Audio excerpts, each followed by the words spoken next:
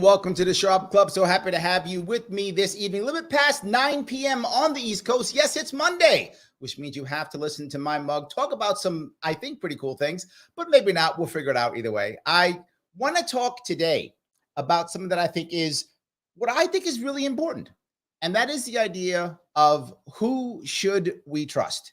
It is challenging in today's world to know to trust with so much stuff being thrown at us from all over the place. Who should we be looking at? And should we be double checking everything or triple checking? Or is it just easy to just believe the talking head that I trust? Now, if that talking head is me, yes. But other talking heads, we should be concerned about, should we just blindly trust them or not? Or are we our own judge or not? I have a panel to talk about that today. I have people from all over the world today. I know sometimes I don't. I have people like 3 people from New York City, but that's not today. It isn't at all. I actually have someone today from across the pond, someone known as King Bob. Bo from across the pond, an influencer. How are you? Good morning. I know it's nighttime where you are, but good morning. Yes, it's like 2 a.m. where you are. So thank you so much for showing up. Okay. Yes, thank you. I also have someone who is, I guess, kind of a journalist, if I would say that. Someone who I've met many times. She is rocking and rolling as the Patriot Chicks, part of that group. She isn't the only Patriot. There's a couple of them. She can tell you about that if she wants to some more. The one, the only, Jamie Silvestri. How are you? Hello. Hey, I'm great. Thanks for having me so much. Absolutely. And, yeah, I'll touch on the Patriot Chicks quick. I'm one half, and then Vicky Richter is the other half of it. We do docu-series on human trafficking, and we're in the middle of releasing that right now. And she's been doing a lot of boots on the ground work, whereas I'm doing more like the business and media-facing side of stuff. Ooh. So So we should talk about the border then. Who do we trust in the border too? Absolutely. Great point. But Yeah. before we go there, let me bring in our fourth person, someone who is a member in Connecticut of the Forward Party, and also an influencer, the man himself, Holden. Is it Culotta? Did I say it right? Correct. You got it. Look at Thank that. you so much for having me. I'm on the East Coast as well, so same time. I'm not too far off from you. But yeah, I'm with the Forward Party. I'm excited to get into this. So I guess the most important piece is we have watched across the world that we've kind of lost trust in our institutions, whether they're government institutions, whether they're universities or schools, whether they're our CDC or our local politician. So many people who begin to kind of lose even our police force in certain areas, sometimes our judicial system. So often we lose trust. What should we be? How do we fix that? Or does it even matter? It's kind of scary times. America seems to be singing off the same hymn sheet as the UK and Australia and pretty much every Western country. Every single country, we're just being told the same script, whether it's the police force or the media or the government. And it's really, there's something very suspicious to us that they're all so coordinated and orchestrated. But I feel like whenever someone says no, right, whatever that no is, aren't they almost feel like they're a fool, right? Even when it's like it's in front of your eyes, like your police force will say that I'm not being bad, I'm being good. I'm like, you're beating the guy up, you're not being good. Like I can see you beating the guy up, right? You're not being good right now, right? I can see that, right? And it's like, no, I'm being good right now. It drives me nuts. Doesn't it drive you nuts? I think it's quite a shock to us in the UK because we always, like, you could always trust the BBC. It didn't matter what side of the political spectrum you were on. It didn't matter if you were left or right. There was something inherently trustful and truthful and honest and a lot of integrity about the BBC. And that's gone. And now the British are like, well, you've just, now we've started to think about everything we've ever been told. Yes. And I feel, look, I'm an American, so I think of the BBC, I think of Doctor Who. And I want to trust Doctor Who. I want to believe in Doctor Who. I don't want to think Doctor Who's not right. See that? Well, that's a perfect example, because they've totally destroyed Doctor Who with all this woke business.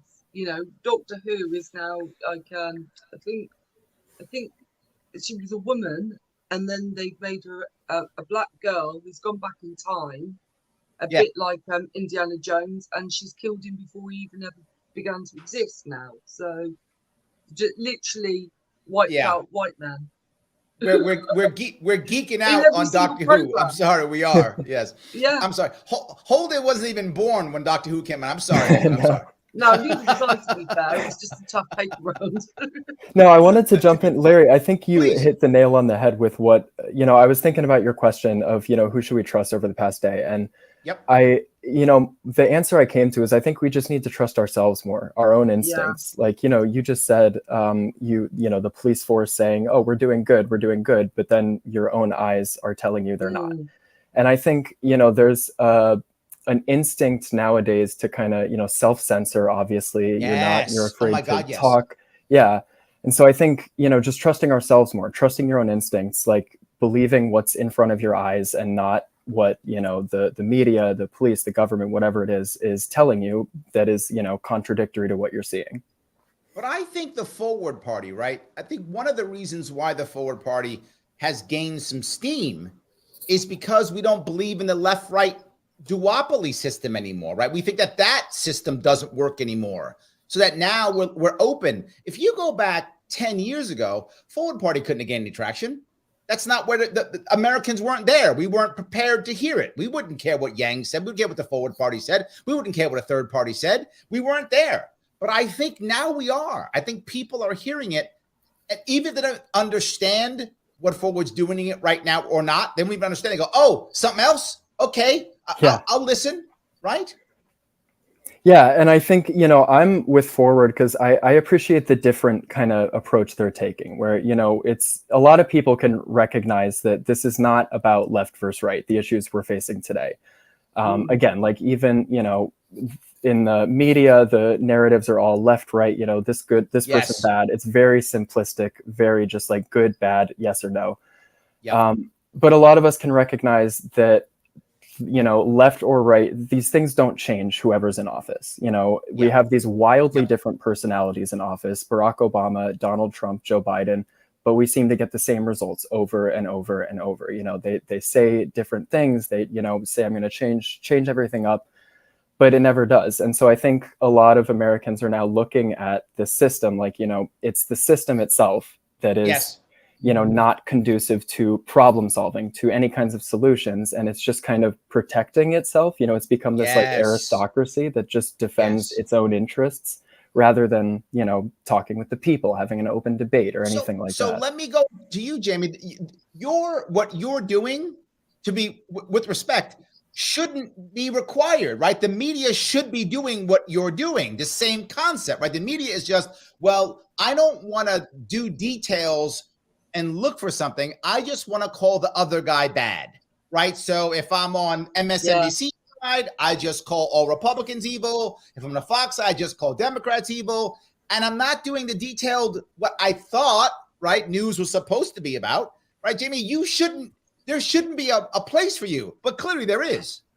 Of course. Well, first of all, everything Holden was touching on, totally appreciate and love all of that. And that's the whole point of like what we're doing out here, is because it's like an understanding of the systems, and people need to have a brief understanding of all the types of systems that we're living under and be able to observe what they're seeing happen there. So when you are watching all these different channels that are talking badly about one another, but you're hearing things like, oh, an anonymous source said, I love reading through articles and being like, okay, let's take out the journalist's opinion and people who weren't real sources.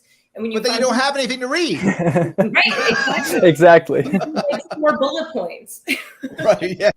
So it's a 5-word article. Exactly. And that's why people are loving the citizen journalism that's going on, because they're able to people can tap into what their passion is. Mine's figuring out this human trafficking. Why is it happening? Why is it flourishing?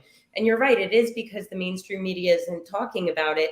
But again, like why the Forward Party started, people are looking for an alternative to the two system. And the more that people, again, are willing to check into even the stuff we were touching on earlier, like police systems. The police system from where I live versus where it is down in Memphis is very different. Yes. Those are two totally different things. So when people are having conversations from different parts of the country or the world, but you don't understand what that local system is like, you can't have that understanding of one another to make any real meaningful change. It just kind of becomes this argument, and it needs to become an understanding of each other. Absolutely. Look, I want to bring up a quick comment that I've just picked up here. This is Sam. Sam says, 15 years ago, I blindly trusted the BBC and NPR. Definitely not now. So let me ask you, Bo, you brought this up. So how do you find your news, right? I mean, are you still going to the BBC? Are you not anymore? Do you believe some of it, none of it? Like, where are you going? I stopped watching any. I don't have telly now. I haven't watched anything on the BBC for years. It's really sad. Yeah, I just I look through things like social media, and then I've always got the radio on usually. So I hear, you hear the news every 15 minutes or whatever. But no, I don't have a trusted source of news now. And sometimes I get it wrong. Sometimes I hear something, I retweet it, and it turns out it was just a mad person on Twitter. Yes. And there wasn't laser beams over Hawaii or whatever. But and I think that's, people are very desperate to have a trustworthy news source at the moment. Yes. Yes. It's funny. Nuance or debate now. You used to, the BBC, I felt, but then I used to be a raging lefty. I used to be one of these social justice warriors myself. So maybe I just didn't see it. But now I look back and I think, for example, I listen to Radio 4. Yes. Or I used to a lot. And I was on a car journey recently, and I was listening to 4 Extra, and they play old programs. Okay. So you get to listen to the old stuff again. So I was listening to things that I had heard at the time, and as a very left-wing person who's thinking, yes, I'm morally superior and virtuous, actually I was hearing it in the same program with fresh eyes. It was like a documentary, and I just thought, what a load of top. My rose-tinted glasses of the BBC and British media were totally removed, and now everything sounds like a lie. Well, it's funny you say that, right? Because I feel like a lot of people, it was some pundit said this years ago. He said most people now use the media the way a drunk uses a lamppost, not for light, but for support, right? So, and I thought, what a great metaphor, right? The idea that now I'm watching media, to your point, Bo, so I can feel better, right? Okay, I'm watching these. I believe that these people over here are evil. So I'm going to watch a TV show that's going to tell me that these people over here are evil. Oh, okay, great. Now I feel better about myself. But my question I always ask is, and I feel like we're getting screwed here, because does our life get better? And I feel like it doesn't. So I get to feel better about myself, but my life actually isn't getting any better. I just kind of feel better about being in a worse spot. I think for me, the final nail in the coffin for British media was and international media was COVID, and this death toll every single day, death toll. Yes. Total absolute refusal to discuss any subjects like alternative medicines to the vaccine. Yes. Demonizing people. We lost 60,000 care staff because of vaccine mandates. Yes. Care homes mainly, but it also affected children's care homes, adults with learning difficulties. Everything from the children, from the New York State actually still to this day has a healthcare workers shortage because of all the people who quit during the lockdowns. You're totally correct. Right. Yes, And we in still have it in New places- York State. Yeah, and places where I am, for example, I'm in quite a rural part of very southern UK, it's the most southern point, where the G7 was held, and it's the effect it's really had. All those losses of jobs has been absolutely astronomical. And so many people lost their jobs here. I agree. So let me walk down that road if I could for a second. I mean, you brought up a lot here. I want to touch a couple of these. The first thing I want to bring up is, you know, what I remember CNN, and I couldn't believe it. There was literally a body count on CNN during the lockdowns the entire time you watch it. You know, now it's another 100,000 dead, 25. Yeah. And it was a body. Yes. I was like, is this like the Vietnam War? We're watching the dead from the Vietnam War come home? Yeah. What is going on? Right? It was crazy. I tell you what, I saw my friends that way, go ahead. If they did behave that way during a war, we wouldn't have many wars, would we? Yes.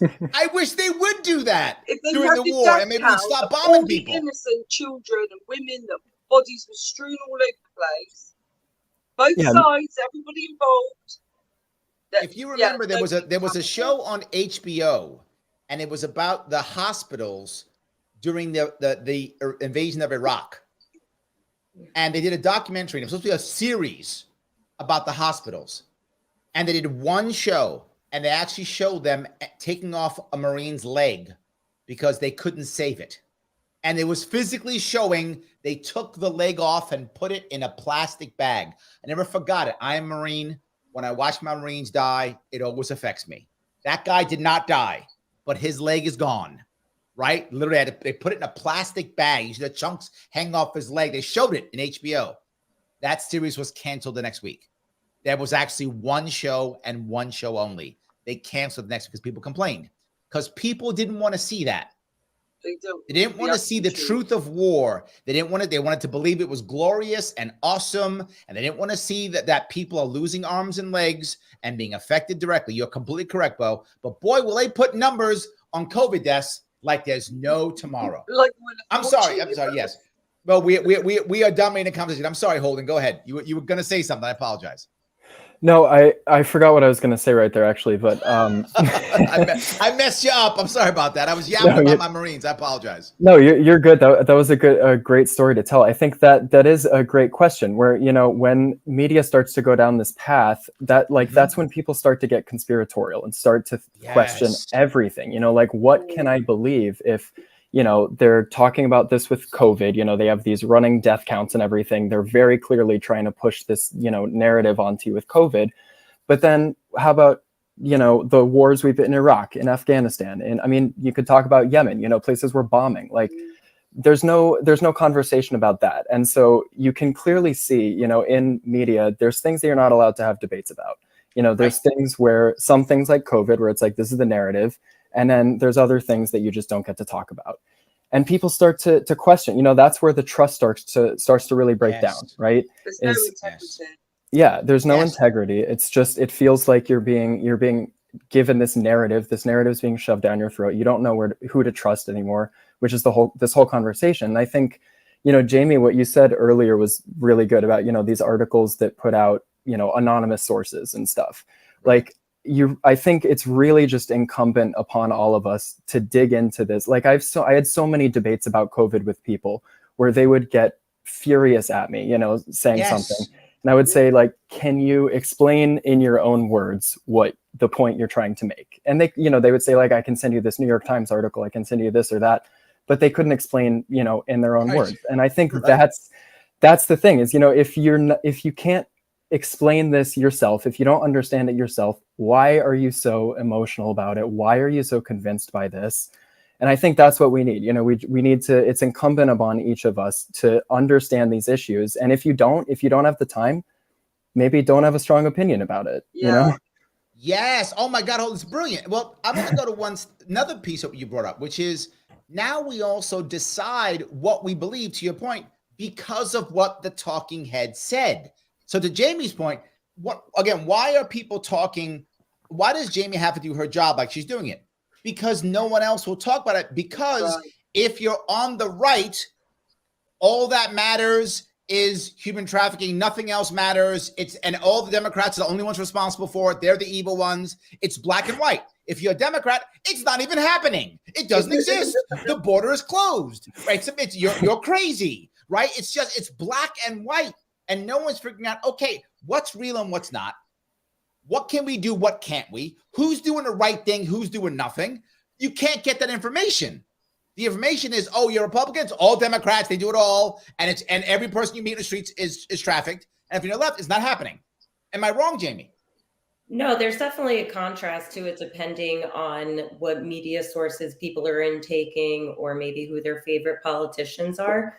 But it's also one of those things where you have to look at it by a local level all the way up to the top, and it's all dependent on the area. I know in New York, when I was running in 2020, there was an assemblywoman who was a Democrat who was working day and night to try to pass legislation that was anti-human trafficking, and she couldn't even get traction in her own party. They didn't want to take it as a serious issue. So Correct. It's a matter of, again, knowing your local area and who's in charge of this legislation. And, you know, a big part of the problem that I think is when it comes to understanding legislation and topics like this, you have to basically be willing to read through like 350 pages. And who has the time to be reading through a 350-page bill to figure out why we're funding like ice cream shops in upstate when really it was supposed to be funding anti-human trafficking, whatever. Right. All the time. Yes. That's part of the issue. But again, it's if people know how to do research, if you know how to pull up a bill that's been passed in your area and hit control find for what exactly you're looking for, control F, you'll be able to find much easier and quicker without wasting your time exactly the pieces of information you need. But the big issue is that a lot of people don't even realize the questions that we need to be asking. And the questions are so simple that like when you do it, you're like, how am I here doing this? Who, what, when, where, why, and how? Answer those questions. And I'm pretty sure most people can do that on their own when they're reading through an article or watching a video or seeing a docuseries or watching a TV show, whatever it is. You should be able to answer those questions by the time you're done taking in whatever source you're taking in. If there's missing pieces, you don't have a full story.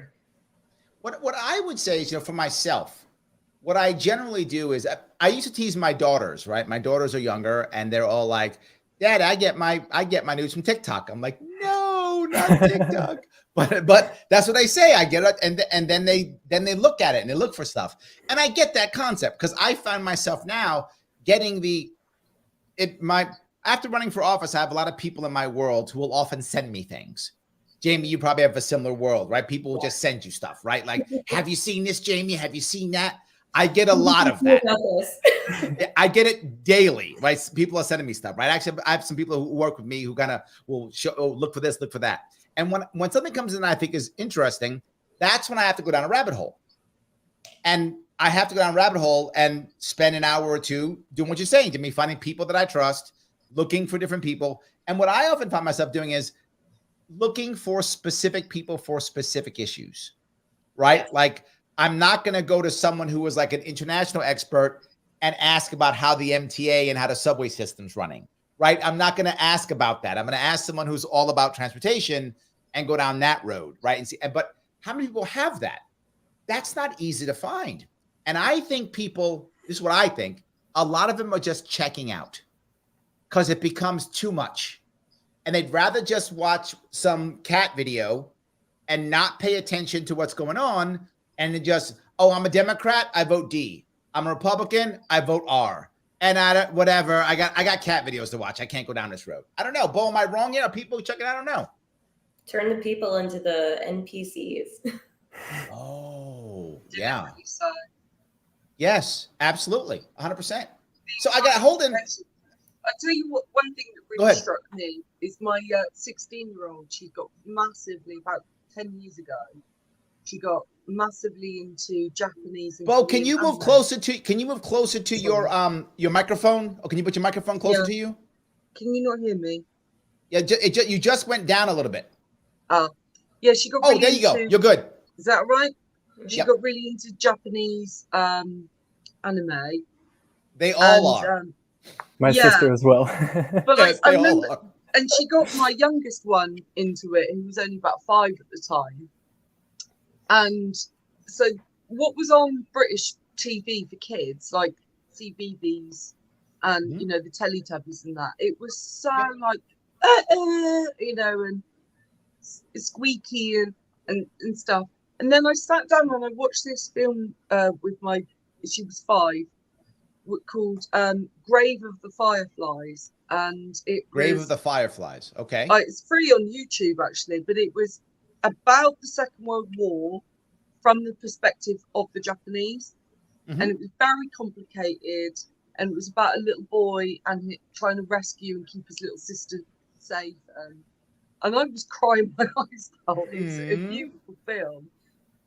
And she was explaining it to me, and she was 5 at the time, and I thought, they're so much more capable than British or American. Like, when I was a kid, Sesame Street used to be quite advanced, but now it's really babyish. Yes. And I just feel like our children are being deliberately targeted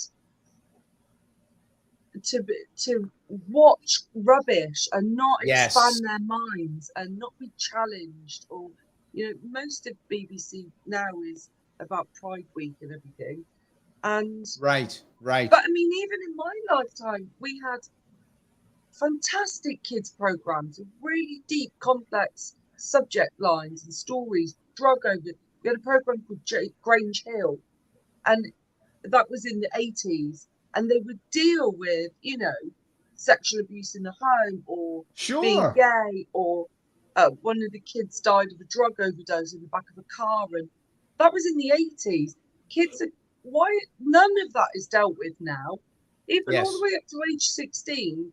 It's all still about fluffy nonsense, treating them like babies. Well, and you brought up something that I remember, right, when I was growing up in the 70s and the 80s. When I was growing up, I'm giving away my age too. So I think I have a couple years on you, Bo. So I was growing up in the 70s and the 80s, and I remember, you know, how even in mainstream TV, people don't know this, but there was a TV show called Soap, SOAP, in the 70s in America. So it was on WABC, Channel 7. We only had 3 channels back then. And there was actually a gay main character. It was played by a straight, it was played by straight actor, Billy Crystal. Billy Crystal played the character. He was straight, but it was a gay main character. And nobody cared. Like, it was he apologized for that yet? He should, because he wasn't gay. But I mean, I guess he could become gay now, and then he'd be fine. Yeah. But anyway, but no. Or a woman, whatever. Or a woman either, whatever. All good. But the point is, that was already there, right? That was already happening, right? That was already happening. Yeah, exactly. Right? And I remember those battles already. Nobody cares. And do you remember I was just watching this. I was watching this movie about my daughter's 19. And we were watching classic movies, right? And one of the classic movies we watched was it 1979? I think it was a 1980 movie, The Road Warrior, with Mel Gibson. Right. And great movie. Great movie, right? And remember the bad guy? The bad guy with the mohawk? He's gay. He has a gay lover. And nobody cared. Like, I watched it. Nobody cared. He was gay and a gay lover. Remember, because for those of you who saw the movie, the kid who throws his boomerang kills the guy's gay lover, and he now wants to kill everybody because he killed his boyfriend. And he's mad, right? He's the bad guy. He wants to kill a guy. So yeah, it was the big deal. We were doing that in the 70s and 80s. And all of a sudden now it feels like it's bigger. Well, I think Walk on the Wild Side and Lola by the Kinks was like 1968. No, absolutely. 68 that was. Nobody cared. Nobody cared. They've made it matter. But it's more the dumbing down that frustrates me. Yes. Hold on. I got a couple people who remember that show. Vote Vic USA says Soap is fantastic. I grew up in the 80s, remember it on Nick at Night. Yes. Thank you.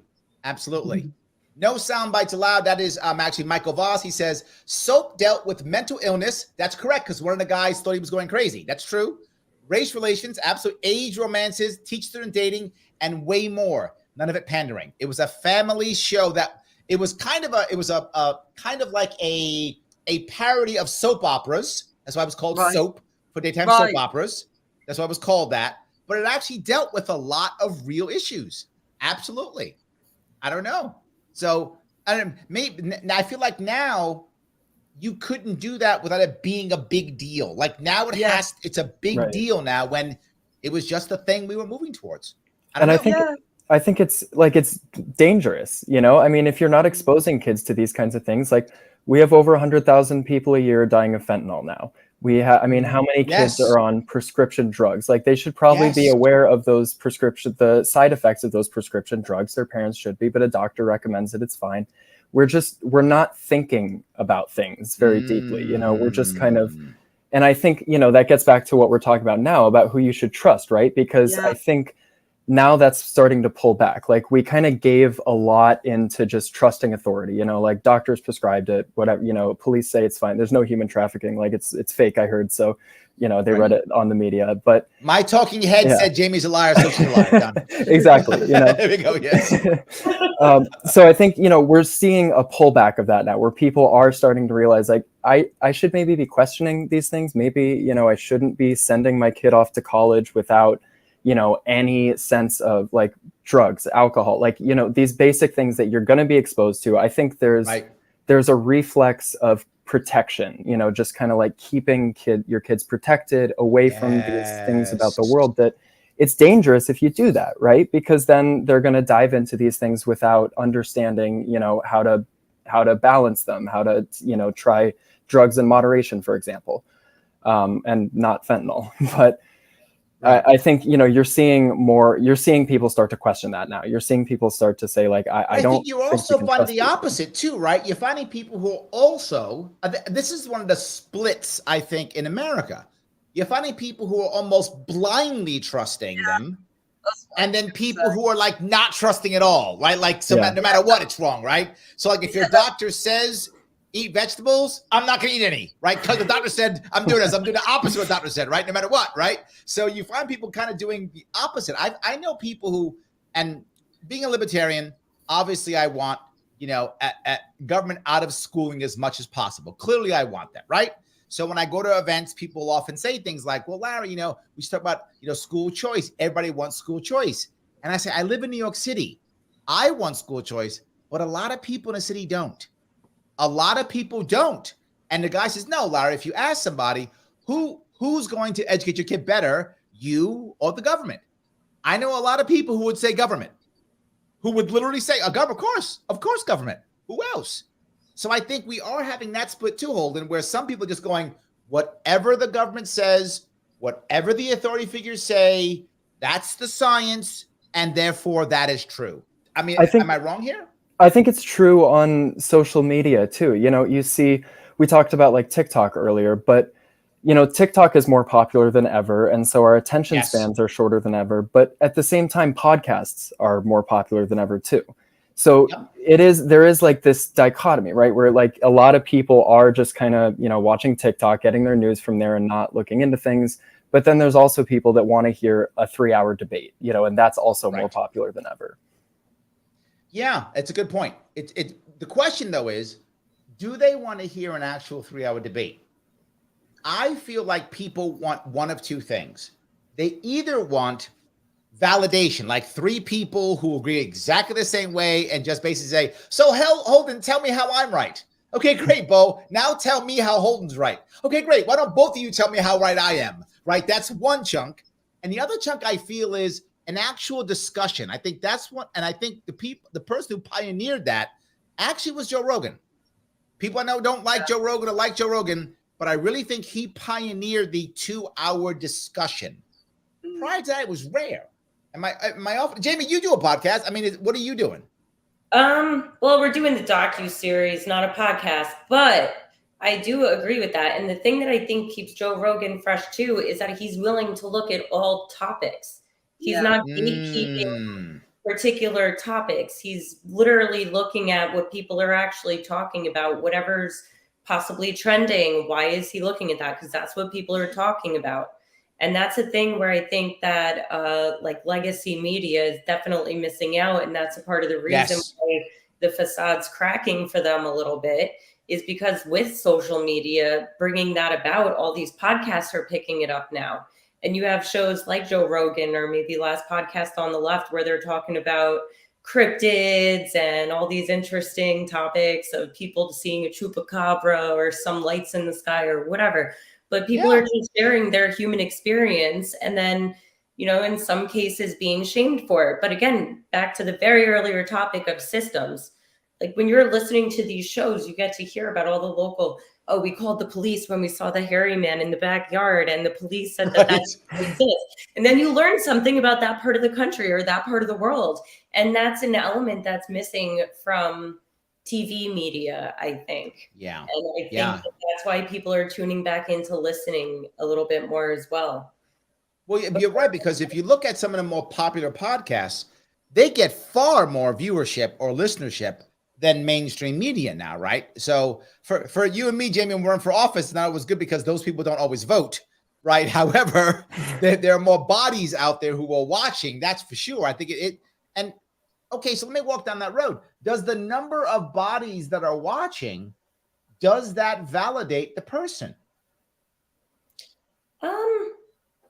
I'm not sure if it, I mean, I know for some people it probably does, but I just, personally, when I do it, I like having the opportunity to talk and just share my opinions because I develop my opinions on these topics based on what I've heard people saying boots on the ground. Like my opinion is coming from taking in all these stories and understanding the perspective that people have and why they think that way. And that's another big part of the question. It's, well, why do you love watching CNN or MSNBC so much? What about it attracts you to it? I try to find those things out about people when I'm talking to them. So if someone's like, oh, did you see that there was a China balloon? But no, really, it was a UFO. What's going on here? Like, I want to hear all about it. Tell me what you're thinking. Give me the share it. People aren't free to talk. That's another thing. Not only they're bombarded with a message, people are now no longer free to have an opinion. And well, move closer to the microphone again. Sorry. There we go. Started to shut down a lot and not speak. Yes. Like in Orwell's 1984 with the Newspeak dictionary, words are changing, things you're not allowed to say. We're now on the 13th edition where, you know, you just can't have an alternative opinion anymore. I just, like when I see my friends, I really dodge a lot of subjects that I know that you have to. Yeah, because I don't want to lose their friendship, but I totally disagree. I know I would totally disagree with them. So then sometimes you find yourself avoiding them altogether in case it comes up. And that's really sad. We used to be able to just talk to you. But also, politics didn't infiltrate every single conversation. Right. When we were younger. You could just like music and not be political. Yes. Yes. You know, the point you bring up is I get that here too, though. In everything. I get that here too, though, right? And so do podcasters, right? If I have somebody on that people don't like, they assume that I'm platforming and I agree with the person, and now all of a sudden I'm a bad guy. Like I've had hardcore people on the right, I've had communists on my show, and everything in between. It doesn't mean that now I'm a communist, right? That doesn't mean that at all, right? But I think that people get upset sometimes. To your point, they're like, "No, Larry, you can't talk to these people." I'm like, why? Aren't they all just human beings? Shouldn't we be having a conversation? And without having a conversation, how do we fix it? Go ahead, Bo, sorry. Talking is the best. And like Jamie said, you know, like listening to these people, Holden said, you know, like, well, why do you think that? Well, you know, like if we've been able to do that during COVID, for example, you know, why do you think eating a Scotch egg in a pub will stop you getting COVID? Yes. But you can't buy, you have to. So why do you think following arrows on the floor in a supermarket will stop you catching the most deadly airborne? Absolutely. Yes. And, you know, like, and yes, I agree. You know, and they go 100%. But now they just go scream and shout. Yes. So let me do a little bit of admin if I could. Guys, if you're listening or watching to this show and you like what you're hearing, then do me a favor, click the like button. I have to get past Mr. Algorithm. I have to get past the algorithms. So please help me out. Click that like button. It does matter tremendously. Please do that. If you are watching on Twitter, please retweet this right now. It does matter. Every retweet does count. So retweet it if you can. If you happen to be watching on Larry Sharpe YouTube, you can always super chat me if you want to get your chat to the front if you want to. But more important, there were 3 people here who are giving us some time. In fact, Bo's giving us time at 2 o'clock in the morning. So why don't we be good to them? They're giving us some love. Give them some love. Follow them on Twitter. You can follow Bo at King Bob IIV.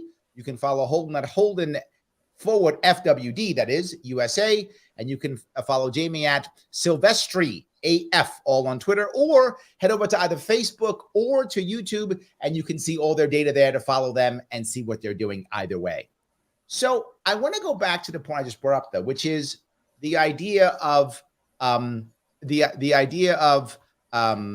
3-hour talk or whatever the case may be, because Nick brings up a point. He says echo chambers or deep, thoughtful think tanks. And I feel like that's kind of true. I think we kind of want one or the other. And I would bet people go back and forth, right? You probably get a deep, thoughtful think tank, start doubting your views. So you go back to your echo chamber to reinforce your views again, right? Okay, yeah. No, I knew I was right. I mean, I don't know. Is that what you guys do? Do you follow that or no? No, I mean, personally, I always want to hear a debate. Like if I am hearing something, where it's making me angry or, I really disagree with it, like I want to hear that. Because if I strongly disagree with you, I want to know where you're coming from. Like I don't want to just say, I completely disagree with you, so you must be a bad person. No, like, I think everybody's good. Everybody's not good. Trying to do the right thing, right? Everybody's nope. Most are. I think most people, let's say average people. Let's say average people. There we go. Average people. Okay. Yes. Average people are coming from a good place. They're average people, they're trying to do the right thing. And so I want to ask, like, how did you, if I think what you're saying is crazy, I want to know how you got there. Because, if you're acting in good faith, I want to know how you got to that conclusion. So, and to your point earlier, about it does the listener count, kind of validate the conversation. Yeah. I think it validates the conversation, not necessarily the person, right? Okay. But it's like people want to hear that conversation. I'm sure there's a lot of people who listen to Joe Rogan who don't like him, but there isn't, there aren't other options. There's a lot of different podcasts now that you can listen to. But I think people are searching, some people at least. There are a lot of people. Right here, it's the best one. I've heard it's pretty good. Pretty good, yeah. That's good. Yeah, but me, I mean, yeah, go ahead. Yeah, no, Jamie, I mean, are you looking more for specifics? Are you looking more for debate? Do you even care about debate? I like hearing the debate process. I really love when you listen to one and people are like a hair away from agreeing with each other, but they just don't want to get in on that one little angle. And it's like, if you're like 90% of the way there, why is that 10% really going to hold you back? But I like what Holden said about it validating the conversation, because when that many people are tuning into the topic, then it clearly shows, like, not to just be human trafficking the whole time, but look at Sound of Freedom. That movie did phenomenal. Yes. Now they're teasing a second one. So it's obviously the people are interested in seeing that now. And absolutely. Again, you can't find it on your regular screens in most places. Now it's on a movie theater screen and it's totally blowing up. Right. So if I think, what was that? I'm sorry.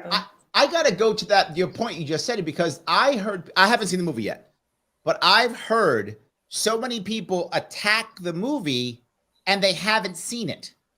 Yeah. And the attack was, my talking head said it's bad, right? That was the attack. My talking head said it's bad because in the case of Sound of Freedom, obviously if you're on the left, you go, oh, well, it's not happening. So obviously you just made it all up and it's all lies. And so I think to myself, if you don't care about that topic, I don't know why you wouldn't, but if you don't, I understand. Go watch something else. Why are you attacking the movie? This topic you don't care about it. Okay, go worry about something else that matters to you. But if you care about the topic, why wouldn't you go watch the movie before you talk about it? Right? Assuming you care about the topic. Shouldn't you go watch the movie first and then say if it sucks or it doesn't suck or whatever the case may be? I think that goes into that. I think sometimes if people sit there and say, oh, that's not a real thing happening, when there's clear and present evidence of it happening, Yes. It's kind of like, well, why don't you want to see the truth? What about it? And, you know, back to the show you were talking about on HBO getting canceled, right? Right. The truth is ugly. It's not always going to be pretty. And that's people, why they don't want to admit it. They don't want to have to deal with it. Right. And it's traumatizing. If they realise it's true, then they might have to go, my God, I need to react to this. And I can't be bothered because I'm busy watching TikTok. And I mean, I can understand that. Like, you know, my mom is the same way. She's like, I try and talk to her about some of these things, and she's just like, I don't want to know about this. Like this, you know, I want to live my life. This makes me depressed to think about it. Like, I just, why would I think about these kinds of things when I can, you know, go, you know, do what makes me happy and live my life happily.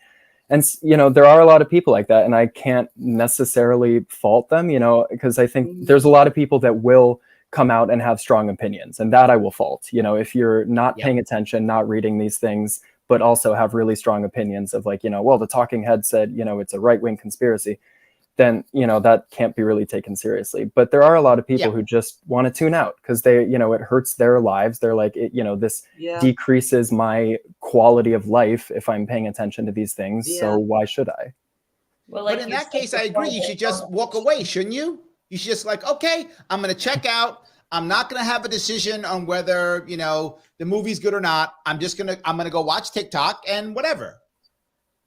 Jamie, go ahead. I'm sorry, I cut you off. Well, no, you're good. I was just saying to Holden what he was saying at the end there. It's exactly what you were saying before, though. If you're not going to look at it, don't have a strong opinion about it then. It's like literally that simple. I'm not going to like argue with someone over how to cook something in the kitchen or whatever, maybe a paint color. Like, I'm not going to argue with someone over that. I don't know enough. But when it comes to, again, like trafficking or maybe certain government issues, that I could definitely have a comfortable conversation about because the research has been done and talking to people from both sides of the opinion has been done and talking to people who work the job has been done. So if people are that disgusted by something that's the truth, maybe what they need to do is find a comfortable conduit that's not the news to take it in. Here we go. Oh, I like that. Let me grab a couple. I have a bunch of comments. I'm going to grab some of them. Nick remembers the counter. He says, the death counter on CNN and MSNBC was awful to see day after day. And what bothered me about that, really bothered me about that, was that the goal was only one thing. The goal was to keep you watching. That was the goal. Yes, it wasn't because they actually cared about the people dying. No. They didn't. Right? It was because if they actually were like, oh my God, it's terrible. Let me tell you some stories or something, or let me give you some real advice on what to do, or let's have a bunch of actual scientists going to debate this issue back and forth. It was none of that. It was government says this, so do what government says. And by the way, be afraid. And let me show you why you should be afraid. So in case you think the government could be wrong, let me make you extra afraid so you'll just listen to what the government says. That's how I saw it. Wasn't it interesting internationally how many people that nearly died of COVID went to acting school and worked as crisis actors? That was such a coincidence. Is that true? Yeah, you had it in the US as well. Every time they had someone like gasping for breath filmed by ITV or whatever, 2 seconds into a Google search, you'd see that they went to RADA. They were registered with different agents. So you're saying that crisis actor. So you're saying these people were all trying to make it big by doing this? Is that what it is? Just doing a job, like they would do an advert for condoms or something. They were just doing a job. I like that. I do a condom advertisement one day, and then here I am. Go get the vaccine because I'm dying. Okay, I'll buy it. Okay, it was just so fake. It was so fake, so much. The scientific libertarian says the rich and connected brazenly violated their own COVID protocols, and then they had the biggest welfare transfer in U.S. history. Yeah, he is 100% correct. And what bothers me more than anything about this is if we ever want to turn this around, and I don't think they ever want to, but let's say they decide, let's turn this around. We've screwed up. We're sorry. Let's screw this up. Let's unscrew this up. Let's fix this thing. The only way you could do it would be decades of of transparency, decades of just showing everything, right? Making your books wide open. Everyone could see everything, and then taking all of the terrible responses you'd get to everything that was done, taking all of that for like a decade or two. Then maybe we would start trusting. Now, what I just asked is a fantasy. That is never going to happen. However, I think that would be the answer. If they actually decide to do so, I think that could, in theory, over time, work. I don't know if that's going to ever happen. No, I think you're right. And I think that gets to, a good point that, what we have to do to turn this around, for example, to turn things around is simple, but not easy, right? Yes, like it's simple, agreed. Transparency, accountability, basic things, but those are not easy to execute. It's way easier said than done. And I think it's very easy to, just kind of fall into thinking things are overcomplicated. We need this, federal bureaucracy to work. There's all these moving pieces, and it's not that simple, but it is that simple. It's just transparency, and it's not easy to do that, but it's simple, I think. Yes, but I think go ahead, Bo. They've taught us. They've inadvertently taught us their game. Human beings, all mammals, because we can be prey and predators, are very good at picking up on patterns. And what I think has become very clear over the last few years is what they leave out is often the most important thing.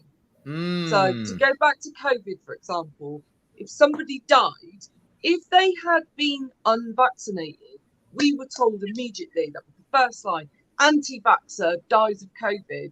So then when people started dying and anti-vaxxer wasn't in the sentence, immediately but people were like, well, they must be vaccinated then.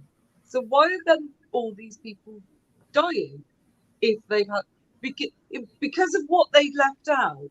And we see, like, even, I don't know what the American media is like at the moment, but we have quite a crisis ourselves with illegal migrants. And for example, we have a little problem with illegal migrants. Yeah, small one, tiny, so small. And like, for example, everybody's LGBT man run the whole world at the moment, until one of them gets murdered, and then there's no description of the attacker. And then as soon as that person is caught, and they might have a conflicting cultural background, the whole story goes quiet. For example, in Ireland, in Sligo, there was 2 gay men that were hunted down on a dating app, tortured, murdered. There was a national manhunt. The news was all over the world about this horrific crime. As soon as they found out that he was an illegal immigrant, and he did it because he was a fanatic Muslim. I'm not saying that all Muslims think that way, but because he was on the fanatical side, everybody went, shh. Oh yeah, someone got caught. But even this weekend, 2 gay men were stabbed in Clapham outside a gay bar, and the police description in the newspapers was they were looking for a man. That was it. No description. We don't know how tall he is, what age he is, what he looks like. And so they've started to teach us the story lays in what they're not reporting. And people like Jamie are filling that gap because she's brave and she's digs and she's not scared to say, these are the facts and this is what I'm going to report. Regardless of what you call me, I'm just going to say what happened. Well, let me try to give a little bit of what's the word I'm gonna look for? A little bit of, I guess, pushback, not pushback. A little bit. I'm going to be nicer to the people who are doing this. The problem they have is we have also taught, because my idea of transparency, that's only mine, no one else thought of it, only me. My idea, I own it now, of transparency is the answer, that if we ever become transparent, actually say the things you say, Bo, we get canceled. Yeah. So we can't do it, right? So even if I'm a reporter and I want to say the things, I can't say the things, because then I get canceled. So if I want to be transparent, I get punished horribly for being transparent, whatever the case may be. I can't make a mistake. I can't screw up, and I'm guilty unless I'm proven innocent, right? An example I'll give now in America is, which is, I think, I don't know if it's true or not, but it's a good example. And that is with Lizzo, the singer, being canceled for allegedly, I don't know if it's true or not, maybe it is, maybe she's done it, I don't know if she has, but allegedly being mean to her heavy her heavy dancers. Say fat. Supposedly. I'm sorry? Do it. Say fat. I don't know if they're fat. I haven't seen them, so I don't know. I know they're heavy. That I know. I don't know if they're fat, but maybe they're fat. Maybe. I know they're heavy. I haven't seen them. So her heavy dancers, right? So the problem is, maybe she did. I don't know the details. I didn't really deep dive here. Perhaps she's mean and nasty. People are. Maybe she's one of them. I don't know that. But my point is, immediately she's canceled. She can't go to the Super Bowl anymore now. She lost a Super Bowl contract. Like, she's not even like convicted or anything. We don't even know. I mean, maybe these are just 3 disgruntled people who are mad at her or something. I mean, again, I don't know details, but that's the point. I don't know the details, and she's already lost her Super Bowl gig.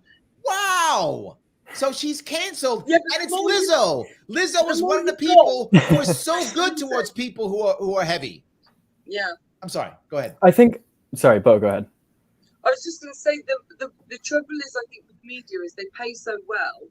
The more people have, the more they risk losing. And this is why you're seeing a surgence of people like Jamie, who, you know, she's not a millionaire from being a journalist with a house in Beverly. You don't know. She could be hiding it. Maybe she is. No. Show us the money. Yeah, show us the money, Jamie. Show us the money. Come on now. Someone please show me the money. But citizen journalists can afford to be a lot braver in many respects because they haven't got a Super Bowl contract to lose. Okay, go ahead, and Holden. I'm sorry. We've seen these people rise up always from the bottom. Yeah, taking over. It's fantastic. Yeah, no, I think it's a positive development for sure. I think with the idea of, you know, canceling and this whole culture of, you know, deplatforming people, like getting mad at someone for platforming, I think, you know, to an extent that idea seems to become popular when there isn't justice in a society. Like, you know, 60% of Americans couldn't put their hands on $1,000 in an emergency. Like, we have a messed up system where most people see that this is unjust. And it's messed up. It's not working for them. It's destroying their lives. You know, they don't know if their kids are going to succeed. Probably not, you know, as things look right now. And so I think, you know, people turn to something like canceling, deplatforming, these like easier things that's like, well, I can control that. You know, I can't control the federal government. I can't alter the federal government. You know, most of our elections are not even competitive. There's like a handful that are. So people look to other things like, what can I change?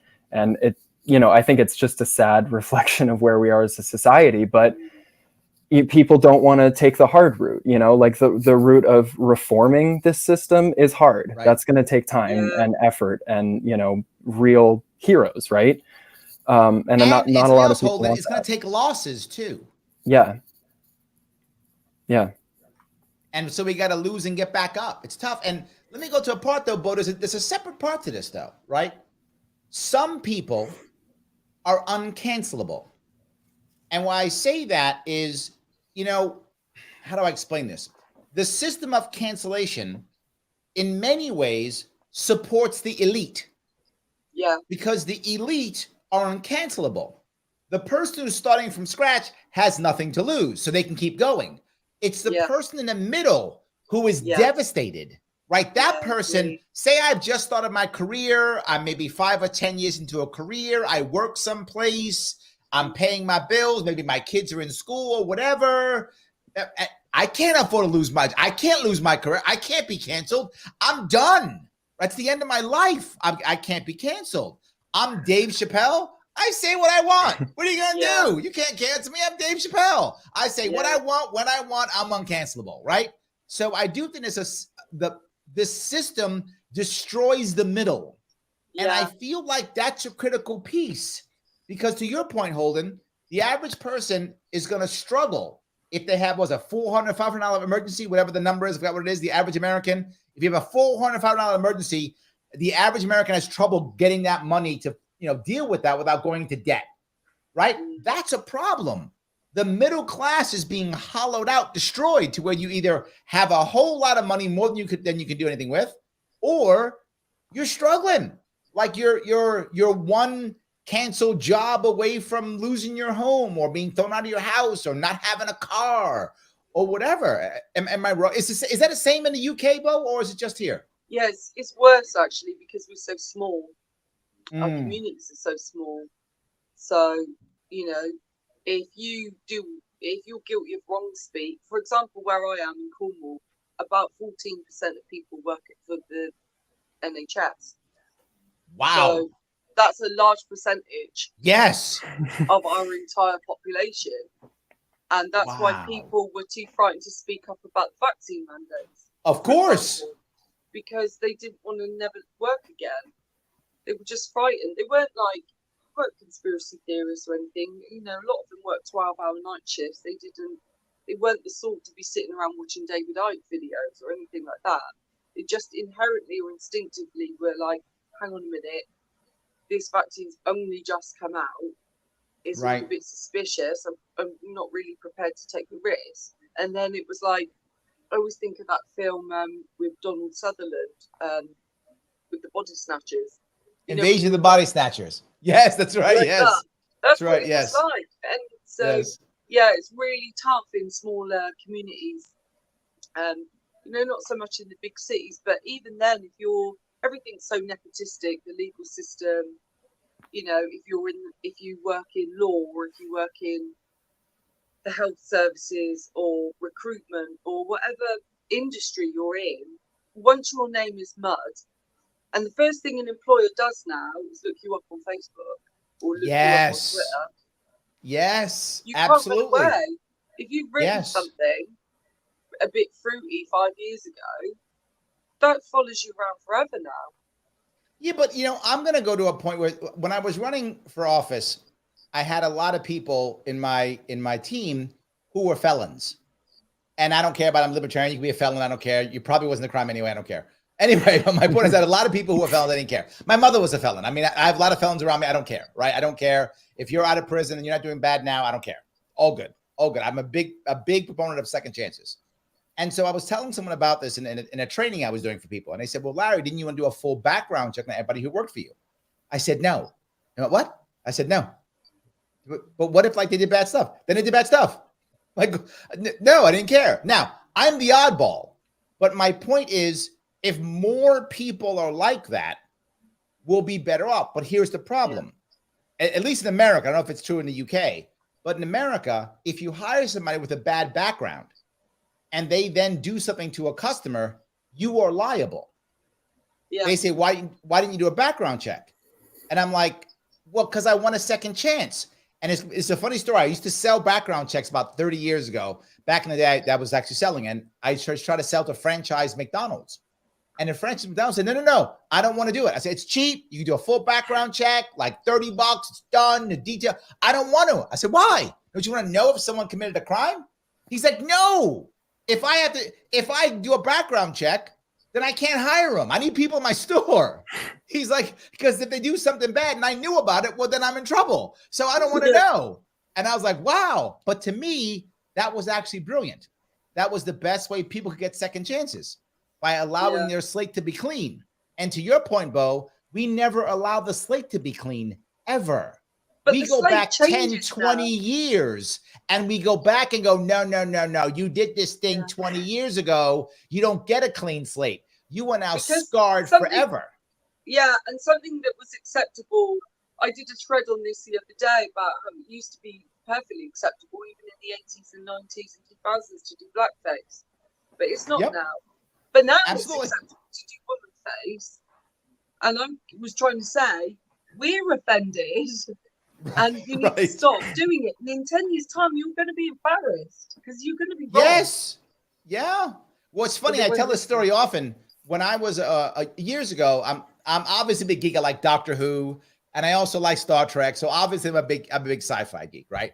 But for those of you who don't know Star Trek, the third Star Trek series was a series called DS9, and Deep Space Nine. And in that series, the captain was black and he had a bald head, right? So geeks, when I would go to my conventions and such, yes, I went to conventions. I know it's, yeah, I did. And so sometimes white kids who wanted to be him would put on a skull cap and paint their faces brown to be that guy. The character's name was Captain Sisko, right? And they'd put it on and it was totally okay. Like nobody got mad. Everybody was fine. They're cosplaying. They liked the captain. They were, and he was a white kid. They just liked it. It was a compliment. Yes. They thought he was awesome. You do that now, you are finished. I hope no one's got pictures of those kids back in the 90s when they were doing that. That was the 90s. When they were doing it in the 90s, I hope they have no pictures because those guys can't get elected anymore. They're going to say, see, you did blackface back in the 90s. Oh, my God. I think you're totally right. And my point is, I know I exaggerate. And I exaggerate because, as I said, my mother was a felon and people had to give her a second chance. Yeah. Right. And people gave her a second chance with small business owners who did. They were diners where she worked as a waitress to get herself back in action.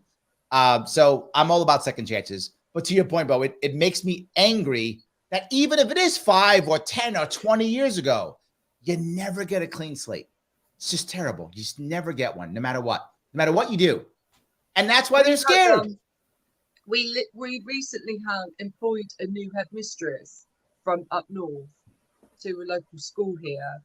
And she had incredible record for turning around problem schools in very poor areas and really increasing the exam pass rate. Incredible.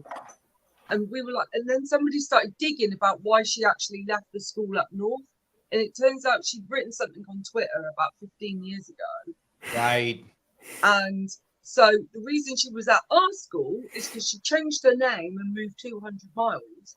Wow. Down to us. And then someone locally found out about her old tweets. And she got sacked again from our school. We had to pay her hundreds of thousands of pounds for breach of contract. Wow. But it could have been used as an example, I said. Of course. Why don't we say the headmistress the new one could have said, this is the mistake I made. This is how much social media follows you. Don't copy me. Yes. You know, this is how important it is for you children to understand how important it is to be careful what you say on social media. And equally, the community should have forgiven. Correct. And we've lost that. We don't confess. We don't admit we're wrong. And nobody forgives because anymore. The punishment is forever. So why would you? Why would you admit? Why would you ever? The punishment is forever. The loss of Christian values, I think, in the West has been so detrimental to everything. We're supposed to be forgiving Christians, aren't we? We're supposed to be. Yes. Yeah. Let me grab another comment if I could. The Great Babe, how are you, sir? Says, become ungovernable and you can't be canceled. Learn how to be self-sufficient as you can. You and yours the only ones that are coming to help. Well, I think that's true. However, there's a big however to that. The concept is true. It's just so this goes back to what you were saying, Holden. It's simple, but that's just not easy, right? Should you do it? I think we all should. We should all become as self-sufficient as we can. That's true, but it's not easy, particularly if you're trying to make something happen in your life. If you have other people who you're responsible for, it becomes a whole lot harder to do that, even though I think it's true. It's just really challenging. And back to what I said before, 60% of us couldn't put our hands on $1,000 in an emergency. Like, how are we supposed to become, again, like you said, it's simple, but not easy. Most of us, if we have one accident, one trip to the hospital, then like your whole plan is gone, Right. And I think that's where, people are losing trust. People are going down these weird paths of like canceling and platforming because we don't have control over, it doesn't feel like we have control over our own lives, let alone society as a whole. It feels like, our own lives could just be upended with one little accident, something goes wrong. And that's, people can't live in that state without going down a path of fear or something like that, And once it's like in Star Wars, fear leads to hate leads to anger, that kind of thing. And I think that's what you're seeing today. There's a lot of anger. Thank you for the sci-fi, Holden. Yeah, of course. You're seeing that play out today completely. Like, people are really scared. There's a lot to be scared of in the world, and it's, you know, turning to anger because that's the easiest way. Like, it's not easy for any individual to push back against this, or even in your own life to try and become ungovernable. But there was one point you made that I wanted to touch on too as well, about technology. You know, I think being able to see, you know, someone's tweets from 5, 10, 15 years ago. Like, I'm 22, and I think, you know, I've grown up with the internet, with social media my whole life. Sure.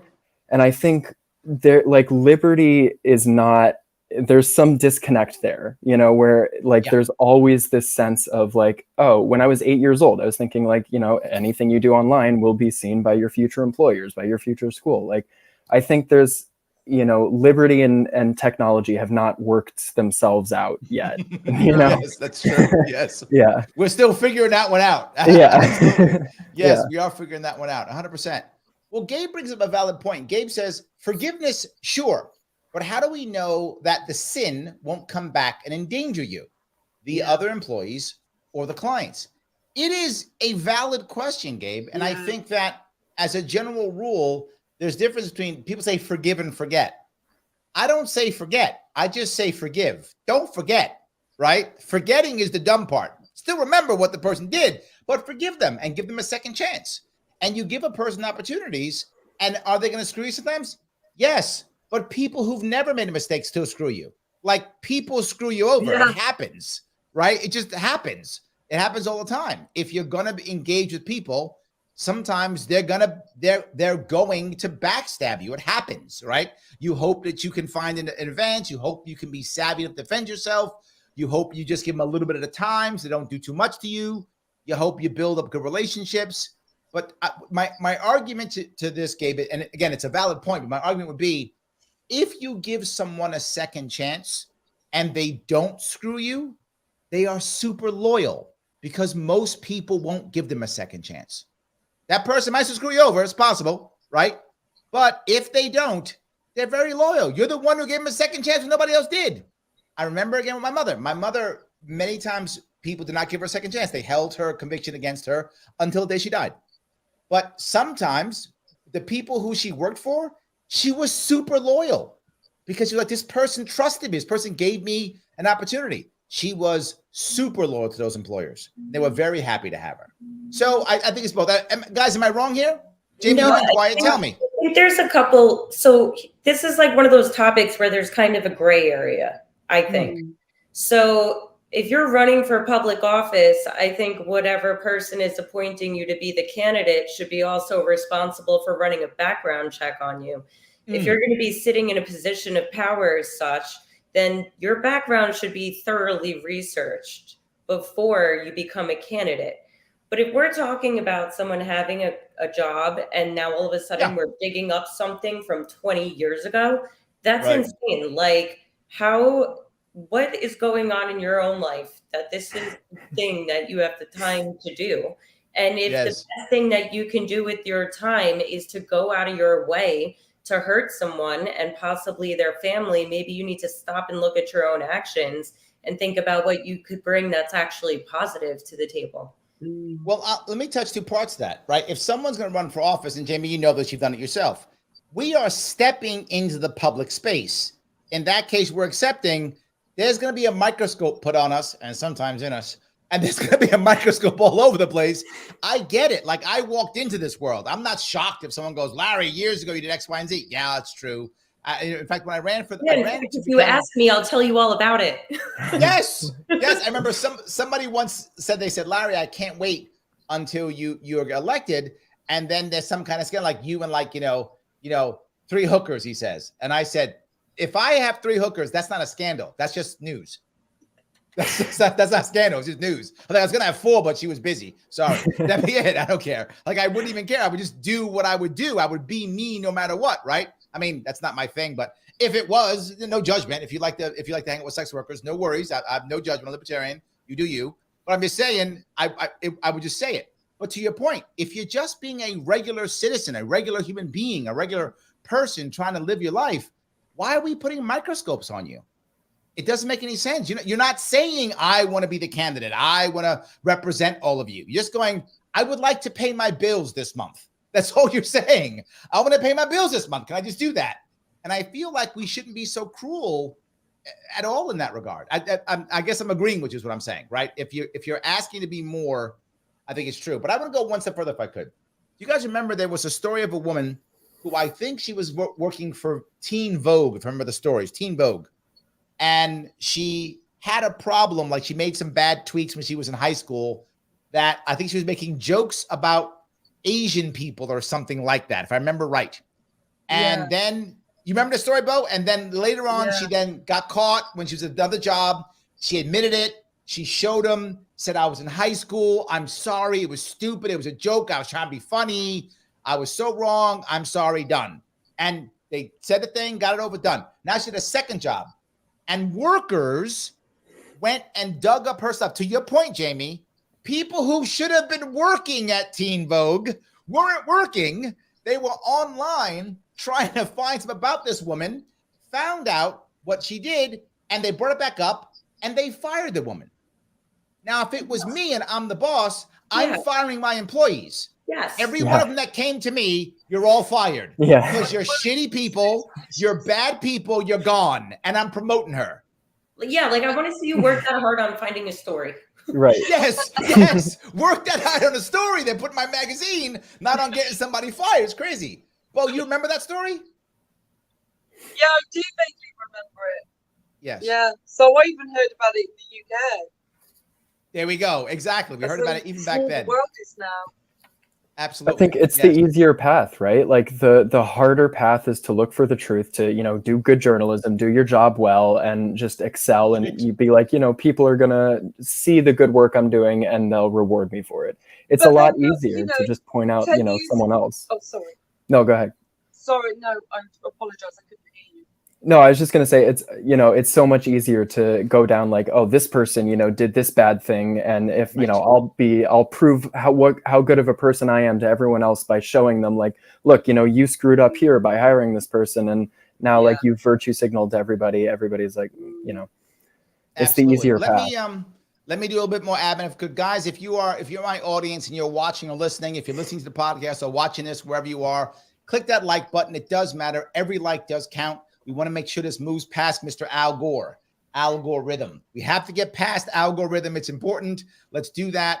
Also, if you're watching on Twitter, please retweet it right now. Just retweet it. It does matter. If you want to get your chats to the front, you can. You can super chat if you happen to be watching on Larry Sharpe YouTube. If you want to support the show directly, you can. Patreon.com/Sharpeway. Throw me $10 a month. I'll spend more time doing this and less time doing the other work that I do, trying to get people fired. I'm kidding. I'm not doing that at all. Absolutely not. Please follow the three people here who have given us so much time. They're giving us some love. Give them some love. Please follow Bo at King Bob IIV. Follow Holden at holdenfwdusa USA, and Jamie at Silvestri AF, all on Twitter. Or check out what they're doing. If you head over to either YouTube or Facebook, you can see I've given you all the goodies, what they're doing. Check them out to the best of your ability. So I do want to go back to the part that I brought before, and that is the middle class being wrecked. The opening idea of this conversation, which I'm glad we went other places, it's been a great conversation, but our opening idea was the idea of who should the middle class and the working class trust? And why I put middle class and working class is I feel like they're becoming the same, right? It's tough to find a middle class, tougher to find a middle class in America. It's tougher and tougher to find that. More and more people are just becoming working class or working poor even. I mean, in theory, even working poor, right? But definitely working class. It's harder and harder to find middle class people in America. They're either getting up there where they're making 6 figures, 7 figures, 8 figures a year, right?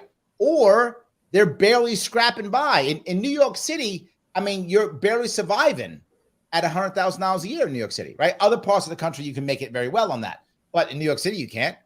Other parts of the country, people are making $20,000 a year, $25,000 a year, and it's a family. How do you survive in America, $25,000 a year, and you got a family? I don't know how you do it, right? You're struggling the whole way through. So we spend our time listening to talking heads, feeling good about ourselves, and trusting that things are going to get better, right? We trust the economy is going to get better. We trust there won't be a war. We trust that things that my kid will go to college and get a college degree and they'll get a good job and they won't be in too much debt. But I feel like at one point, when people stop trusting, that they become black-pilled, they become nihilist, they become totally checked out. And I think that's one of the reasons why so many people are hurting, why so many people are, have mental illness, have addiction problems, insert thing here. I feel like they're just giving up because I trusted the system and the system didn't do what it was supposed to do. Am I off on this? No, you're not. I also think a big part of the problem is that when you look at the wordplay that's being used against the public, especially the working and middle class, that the wording is usually something along the lines of, I just had a brilliant thought and totally lost the train of thought because I was going to go backwards 2 steps. Hold on, I have this. No, I was going to say the working class is basically being put into a situation where, like, when you look at UPS, right?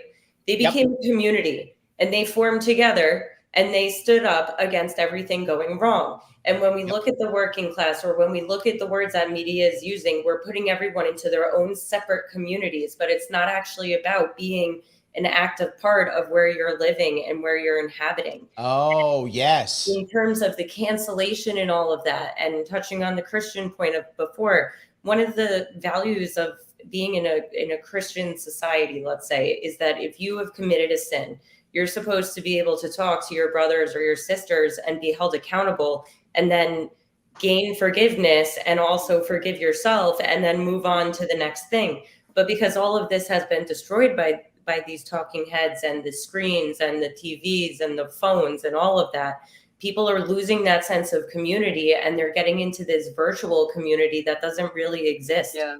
We could be kids and your whole community's gone now. Who do you have? Your next door neighbor who you're going to hope doesn't come pillage your cabinets because you've never said hi to them and now they need food. Yes. Oh my God, Jamie, that's brilliant. I happen to, and maybe it's because of what I did, I happen to know my neighbors, right? But I'm the oddball, right? I know my neighbors who don't know each other. I live in a city of 8 million people. I live in the largest city in the United States of America. And we have some parts of my city, there are 40 to 50,000 people in 1 square mile. That is how dense some parts of this city are in population. And we don't know our neighbors. You're exactly correct. We don't know. I know because I ran for office, I was knocking on doors. So maybe that's why I know them, but I still know them. Like I still know my name. Like I know the guy who owns the deli. Like I know him. I see him in the street. We say hi. Like I know the people around my neighborhood. But I am the oddball. A lot of people don't know people around them. And they feel more connected to some online community than they do someplace else. It's one of the reasons why, and Jamie, because Jamie, you and I have met in person. You know that I go to all of these conventions. I go to meet people all the time.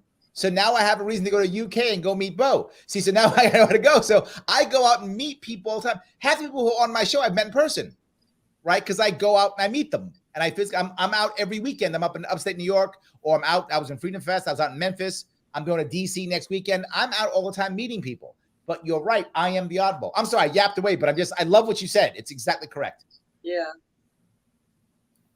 So, Bo, is the same in the UK or no? Is this a similar problem, or is this more an American thing?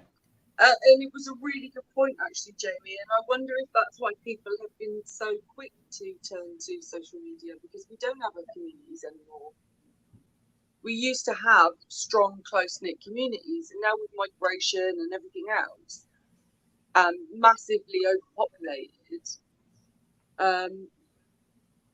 we don't have that sense of community. Yes. Is that why we've been so captivated by social media? We're finding groups that share the same values as us. That's a really good point, Jamie. But I think absolutely exactly the same in the UK. I think that ever since screens have really come into it, like I was born in 1990. So I remember growing up until like the age of 5 or 6 or whatever, where there was no computer in the house. There wasn't like a cell phone, but literally watch the evolution. And now we have Holden here who's like, no, I lived with it. And Yeah. I still remember, and sometimes people will say to me, they're like, oh, I remember when I was young, I used to go outside and play, but you wouldn't know anything about that. And I'm like, no, I would. It was like a pre-1994 or pre-1995 thing, I guess. Right. But No, I mean, sorry. I'll just say quickly, I had that experience once, after when my parents got divorced around 8, my dad moved into this new place where, there was like a community. There were other kids my age in the houses next door.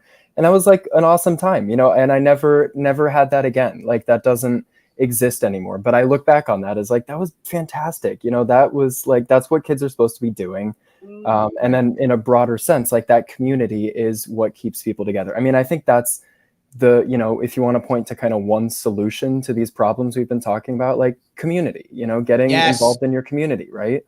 Yes, absolutely. 100%. It's one of the best things that we could possibly do. And the problem is, and this is the libertarian in me, I don't care, wear it on my sleeve. The more you add government, the more you remove community. It is natural. The more you add government, the more you remove community. I agree with that. I think it's deliberate. I mean, all of the biggest revolutions in history have happened in the local pub or down the wash house and down where the men drink and talk and meet and congregate. I think it's been very deliberate, without getting conspiratorial, to have us looking at cats on our phone, and we're not communicating with our children. We're letting media do it for us. Yes. So our own internal house community is breaking down. Marriages are breaking down at exponential rates. So, a mum might be busy looking at her phone. I am with you, and I'm going to go one step further. Most of the biggest real revolutions were always with a strong middle class. The French Revolution was a middle class. The American Revolution was a middle class. Even getting rid of apartheid in South Africa was the black middle class. Right. In every case, it was a middle class that were the leaders that got everything because they had enough to lose. Right. They were building and they were like, no, my life has to be better for me and my kids. I'm middle class. I'm prepared to lead this revolution. The middle class, a strong middle class creates revolution. And when you destroy a middle class, people become serfs. They become peasants, and peasants don't revolt. Serfs don't revolt. Not individually they do, but they don't revolt as a unit. They don't revolt as a nation. The middle class is the one that actually revolts as a nation. It's absolutely true. I don't think it's conspiratorial at all, Bo. I think it's actually being done on purpose. And I'll go back in America, right? Oh, hold on. I'm sorry. Gabe brought it up. The Marine Corps was born in a tavern. To bring up your point, Bo, that is true. It was actually November 10th, 1775 in Tun Tavern in Philadelphia, Pennsylvania. I do know that. And the guy's name was, if I remember right, it was Captain Samuels, if I'm not mistaken. I think that was the actual name of the captain who did it to start the Marine Corps. Sorry, I'm a Marine. I know my Marine Corps history. I just do. Sorry. So yes. Any case, I think it's absolutely true, Bo. I think destruction of the middle class is happening on purpose. I don't know if it's a global thing at all. I don't know if that, but it's definitely an American thing. That's for sure. We have a different class structure in the UK. So we call the working class, your tradesmen, your plumbers, your road builders. That's working class. And then middle class is like your academics. So they might still be not very wealthy, but they're classed as middle class. It's not. Class in the UK isn't necessarily to do with how much money you earn. You could have someone like Lord Sugar, who was our equivalent of Trump, and he's proper working class. He's a Cockney boy. He did The Apprentice in the UK, but he's a millionaire, but he's working class. So our class system is totally different to yours. So that's why I'm getting confused. Yes. I mean, I think it's easy for people to get conspiratorial about stuff like that, about a lot of these things, frankly. But, why aren't we promoting more trade jobs? Like, if we're looking at automation, 100%. everything that's coming down the line, like those are good jobs. Those are going to pay well. You're going to be able to support a family on that. And those are not being promoted at all. Like I know in some countries like Germany, for example, really promotes those. They have a really good system that, But we, in America at least, I don't know about the UK, what it looks like, but in America, like that's not promoted at all. There's like, no, it's like you're the weird kid if you go there. Here's the problem, Holden. If you actually go off and try to become a plumber or some kind of tradesman, you'll actually make money and not be in debt. Yeah. That's a problem in America. 100%. That's a problem. We want you in debt. Stupid. So they put them down. Working class people are stupid. Oh, you're just a builder. You're just a carpenter. Well, who kept the country running when we were in lockdown for 2 years? Yes. Because it wasn't the professors that were hating about the working class from their back bedroom, was it? Right. It was the people working the farms and the factories and the cleaners. Yeah. And delivering food. The working class is all that mattered when the country was in crisis. Well, let me go one step further with this, right? The working class, if back when I was a kid, if you were a reporter or you were a news person, that was a working class job. Yeah, you got that because you hustled. So was teaching. Yes, and that's coming back. The citizen journalist is a working class job. That's right. You're busting your butt to get the information, to get the stuff. You're doing that. You're not Harvard trained, right? And I'll give you a personal issue because you look at MSNBC as an example. MSNBC has a lot of people of color on it. Those people are supposed to be the people who represent me. They are. But all of them are like Harvard, Yale people who don't know anything that I've been through. They have no idea. I grew up in the South Bronx. None of these guys did that, right? My parents didn't graduate college. Mom didn't graduate high school. All their parents are like got PhDs, right? Yeah. And they all have master's degrees from Harvard and Yale and Stanford. And they don't represent me at all, but they're supposed to, right? They sit there and tell me how much they represent me, but they don't. They don't understand anything I've been through. It is an embarrassment in how that works. But that used to be, the media used to be a working class job. So the person who was telling me the news was someone who understood what was going on and how it affected people. Now it's, to your point, Bo, it's really some professor who can read from a teleprompter, who can say their opinion on an issue. That's what it is. It's completely true. And WJA Dragon says, used to have 55 companies giving us our news, and they ought to tell both sides of the story. Then Reagan and Clinton. So now we have 7 companies owning 90%. They cross-invest and donate to both parties. That's so true. Well, aside from that, it's also the 24-hour news cycle. Yeah. Yes. It's like that was not a thing. Yeah, like I mean, I remember like 95 watching Clinton on TV late at night. But, even when I was a kid, I think it was like 1 or 2 a.m., some of the channels would still cut it and there would be nothing on for a few hours. And now that's totally gone as well. Yep. It's just, even if they're telling you the same thing, it's got to be there. It's got to be there. Yes. It's so crazy. And I mean, that sounds amazing. Like, how great would it be for the country's mental health if like we shut off at night? Yes. Right? Yes. Yes. If you watch an old movie, like from the 70s, maybe, if you watch a movie from the 70s and you watch a guy who falls asleep in front of the TV, what'll happen around 3 or 4 o'clock in the morning, they'll show the American flag and they will, the American, the national anthem plays. Mm-hmm. And then once the national anthem's over, static. That is how TV stations used to go off the air. They would go off the air around 2 or 3 o'clock in the morning. They go off the air. They show the American flag, do the anthem, static until the morning. And the morning had 1 or 2 things: children's shows and or news. That was the morning show. You showed up and the kids would go up for school. Or the other channel would have news of the morning. And that was it. Not anymore. Those days are way over. So I want to ask, before we wrap this up, Holden, is there something you want to bring up? Something we talk about, something we missed? Bo, anything we missed? Jim, anything we missed? Did we miss anything or something we should be talking about before we wrap this up? Well, I'll plug the Forward Party because Please, go ahead. we talked about like local, building up community, like local politics. That is where the Forward Party's focus is on. Like, we're not thinking about national politics at all. We're not running a candidate for president, just focused on, local candidates, building, those local communities up again. And I think I would really, really like to see more people focused on that. People who, if you're someone who wants to get involved, like, forget national politics. You don't have to jump into that. That's nasty. You're probably not going to impact anything. But if you get into local politics, you can have a real impact. You can actually change, your life and people's lives around you if that's something you want to go into. I think, if people focus more and more on that, that's the way things change. And I am happy to say I was the only libertarian that the Forward Party endorsed last year. Yes. We've actually, yes.